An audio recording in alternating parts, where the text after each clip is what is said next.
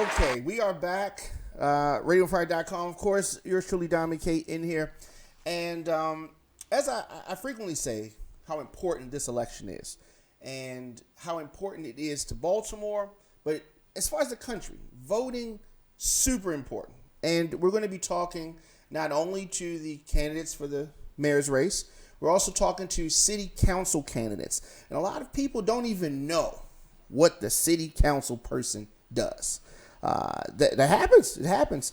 But as we continue in this, what's the word that I want to use to describe the Trump presidency? As we continue along this path, I think that people are becoming more engaged in the political process for obvious reasons. So what I'm going to do, I'm going to talk to another candidate for the city council. We've talked to many candidates.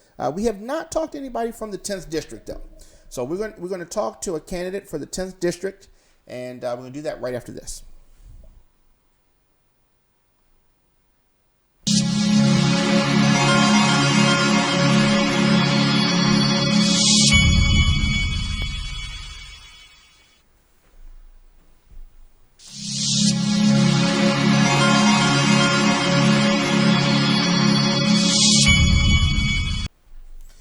All right, so we're back. Of course, RadioFire.com, yours truly, Don McKay. A lot of people are surprised that I am passionate about politics. And I don't even know why. But then when I think about it, I do understand because my background, of course, being music. But I'm one of the people that can walk and chew gum. Do only one thing at a time. So while my focus here in Baltimore initially was music, politics has always been on my radar, and I'm enjoying this election season, 2020 election season. We have a lot of races. We have a lot of people. And I have someone here that is running for city council in the 10th district. Am I correct? Yes, I am. Please introduce yourself. Yes, my name's Natasha Guynes, and I'm a candidate for the City Council District 10. All right. So let's start in the beginning. Where did you grow up? I'm originally from Shreveport, Louisiana. Okay. Anybody who's been there would know it looks a lot like Baltimore. A lot of divide within the city. A lot of opportunity for something to be taken and created into something beautiful, and has been forgotten in a lot of different places. What brought you to Baltimore? I was actually a student at the University of Baltimore, getting my master's in public administration. My former professor, the former director of human services under the mayor's office, would encourage me to expand my nonprofit, Her Resiliency Center, from Washington, D.C. to Baltimore. And I looked around and I got involved in Baltimore. I started seeing where we would fit as an organization in the city, and I decided to not only expand her, but to move myself. And since then, I've picked up a lot of projects in the city that I'm very passionate about. A lot of projects here. Yes. So that's what led you to politics? Or you saw a need? Well, those are two different questions. The first what question led you was to Baltimore. politics? Yes. The second one, I like to think about this more as a level of public service and less of politics. You can't ignore the fact that it is political and it's Absolutely. an election, and that you are going to put your best foot forward for people to vote for you, residents of the district to vote. But, for me, it's about being of service, a public servant, and doing what I say I'm going to set out to do. Previous to starting my nonprofit and deciding to run for city council, I worked for the former Senate Majority Leader Harry Reid and some other United States senators on Capitol Hill, where I managed multi-million-dollar budgets, large staff, created organizational goals and metrics, and then, decided that when I was here in Baltimore, living in Pigtown, that there was a need. I live in a neighborhood and in a district that has a lot of needs that haven't been met in a long time. We have a lot of poverty. We have a lot of opportunities for business development that could come in and act and accentuate what we already have, so that we could create more jobs, especially if we extend it to small, mid-sized business owners who are more likely to hire locally and give more opportunities in our district. Yeah, so you're talking about Pigtown, and The 10th district, on a whole, yes. okay, it was once a very thriving blue collar part of the city, but like many areas, it's struggling. What is one thing aside from jobs that the district needs? I think the district as a whole needs attention. It really needs attention, and we can segment it into jobs or the issues with crime or the issues with poverty or the sexual exploitation of women. But really, we need to be looking at this as a holistic approach to addressing the needs of our district. Because when you start breaking it down to one piece of the pie, we are neglecting all the other issues that impact that one piece of the pie. Mm-hmm. Yeah, and that's true. I like that that you look at it like that. So you are an active member of the Pigtown Association. Yes, and I sit on the outreach committee for the Pigtown, citizens of Pigtown. As far as human trafficking, that has been something that has been talked about here in Baltimore more recently. Mm-hmm. Why is that cause important to you?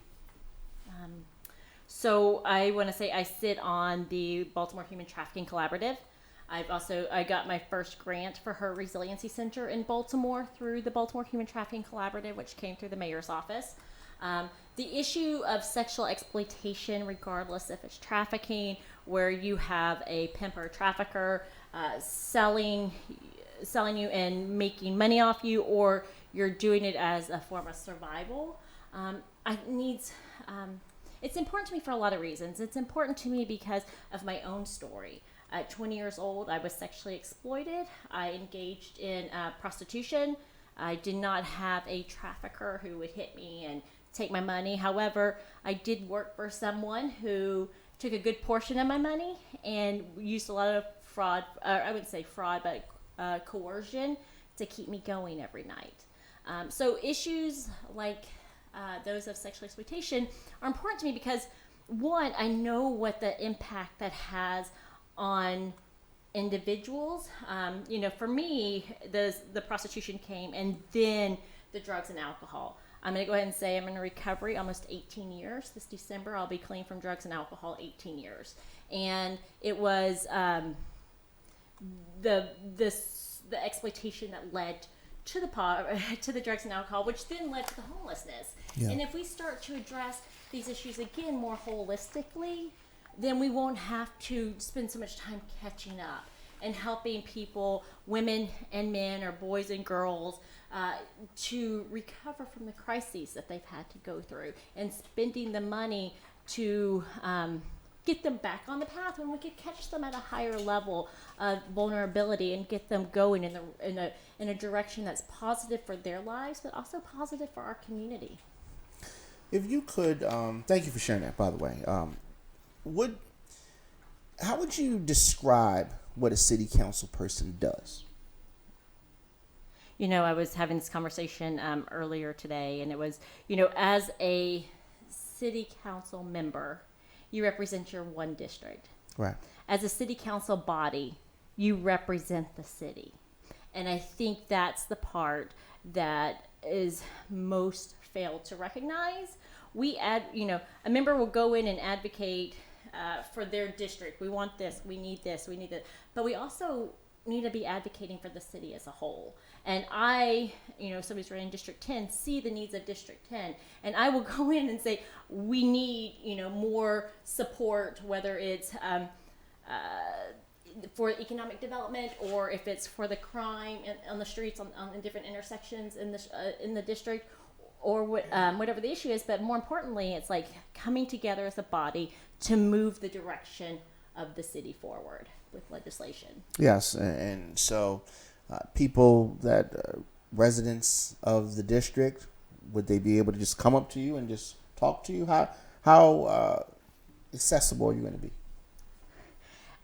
It's funny. I'm probably one of the most responsive and accessible people that most people know. I run an organization for women 18 to 25. And I can't tell you how many days, my team at her is trying to get me to be less engaged in the lives of the women we serve. As the executive director and founder of an organization, they want to see a hierarchy or a flow chart or something. And I'm like, We have they have a need. We need to address it. And if you're not addressing it, it needs to be addressed. And, you know, I am very open about the story I just shared with you. And because of that, it allows people to allows their walls to go down when we engage. And I like engaging in the community. I like being able to answer questions. I like being able to, you know, really what it was about District 10 was I just saw a need, and I rolled up my sleeves and I got busy, and that's what I'm doing. You know, on Tuesdays I volunteer at a church on Washington Boulevard, an AME church. I give out lunches with the church, and you know, it was like I was just driving by one day and saw a sign that said free lunch, and I said, "Can I help?" So it wasn't even somebody asked me. It was like I just saw a free lunch sign and said, "Can I help?" And so I've been doing that for probably almost a year now. Yeah, that's good. That's good.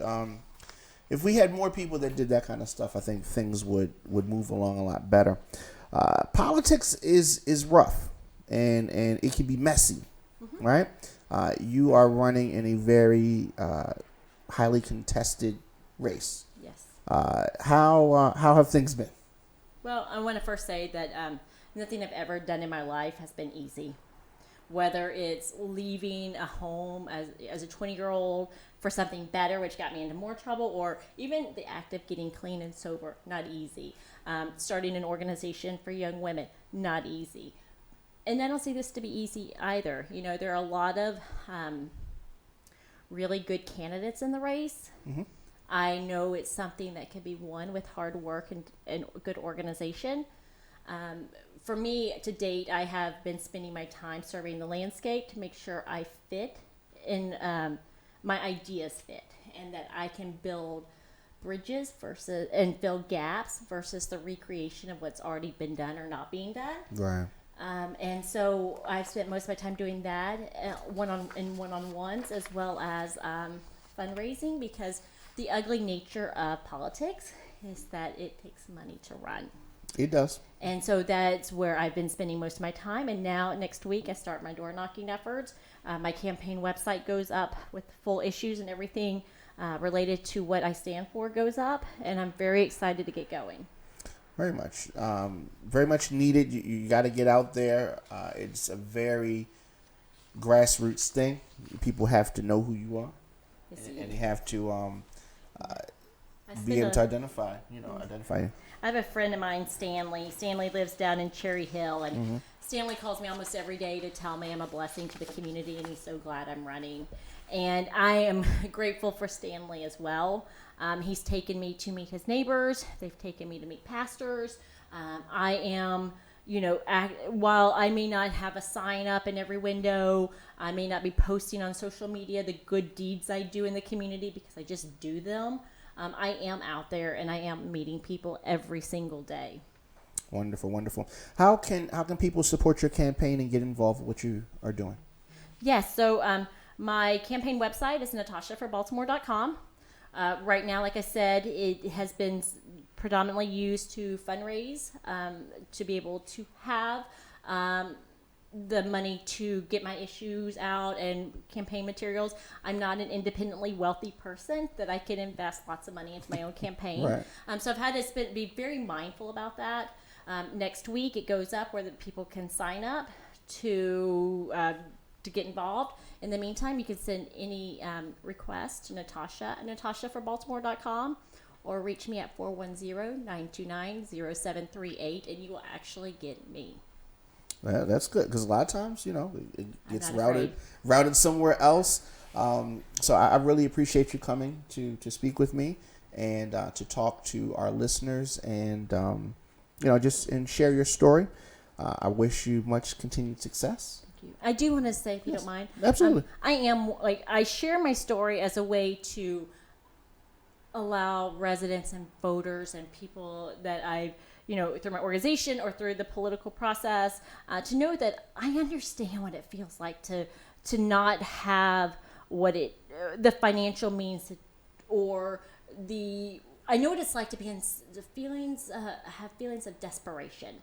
The situations may not all look the same, but the feelings are what we identify with. And I want people to know that I also know the resilience and grit that it takes to not have just changed like the trajectory of my life, but have helped hundreds of women every year for the last several years do the same thing. And now all I'm wanting to do is scale that same model at a district level that would help impact the city as a whole. That relatability is very important, and a lot of times politicians don't, especially the ones who have been in office for a long time, don't always come off as being relatable. And it is important to have candidates that the citizens can relate to. So that's very important and very much needed. Well, thank you very much. Absolutely. All right, so we're gonna take a break. We're gonna come back and talk some more with our next guest. Stay tuned. RadioFire.com.